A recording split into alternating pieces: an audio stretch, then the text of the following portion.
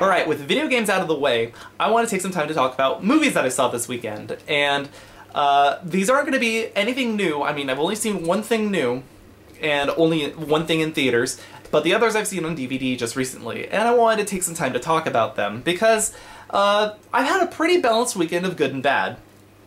And hopefully you guys will feel the same way too when I talk about these movies. Alright, so the first movie I wanted to talk about, the first one that I've seen this weekend, willingly choosing to watch Eragon, the live-action flick. And as you probably know, like a fantasy nerd like me, Eragon sucked ass. It bombed in theaters, it didn't get its sequels, it was pretty lousy. Yeah. And Eragon is pretty hilarious if you watch it drunk. Okay, so I'm gonna keep this short though. How I feel about Eragon. The one thing I actually like Eragon for, now this is weird, but I actually like this movie better than Prometheus, if you probably know. You know, go watch those videos to see how I really feel about Prometheus, that big pile of stinking shit. But Eragon, I liked it more because, well, as far as fantasy goes, you follow the tropes you can't really miss. I'm not saying that they're good, but Eragon is a prime example of fantasy cliché.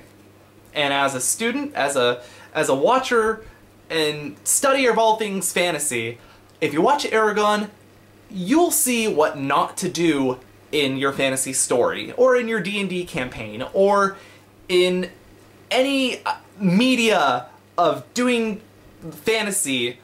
Do not do what Eragon does. Like, Eragon is completely filled with cliché. You've got your main character, title of the movie, main character, first problem. He is raised by his uncle. This is going to be a drinking game, and I'm not even going to go through all these. Lives with his uncle. His brother leaves off for avoiding the war or going for the war. Probably show up in another sequel. He gets a dragon that he gets a mystical animal that grows in less than a week. He gets a magic sword. He gets a teacher. He gets an elven love interest that might be a sister. He is probably related to the villain. We've got the most evil as fuck villain ever. And that's just a start. He's also got his own little bitch evil sorcerer shade thing. And my god, like, it's so bad with their minions, who aren't orcs, but they are basically orcs. Like, they're humans in orc getup. Just watching this movie, like, the first time I saw this piece of shit, like, I was frustrated. I couldn't believe, I swore to myself I would never watch this again, but being able to watch it the second time was kind of desensitizing. I was actually able to come around this next time watching Eragon because I'm like, well, I can write better than this, and I am not impressive when it comes to making stories, because, again, I don't really go to other people to talk about my work. But I can write better than Eragon. But then again, I can also write better than Prometheus. But Eragon, it's what not to do in your fantasy work. It has all of the steps, all of the characters, all of the motivations of what not to do with fantasy, and it's great. Eragon is almost like a satirical piece, now that I put it like that, and that is far more important than Prometheus. That I will stop ranting about Prometheus. But Eragon taught me something, though. It taught me how not to make a fantasy movie, how not to make a fantasy show, or comic, or video game even. Eragon helped me there.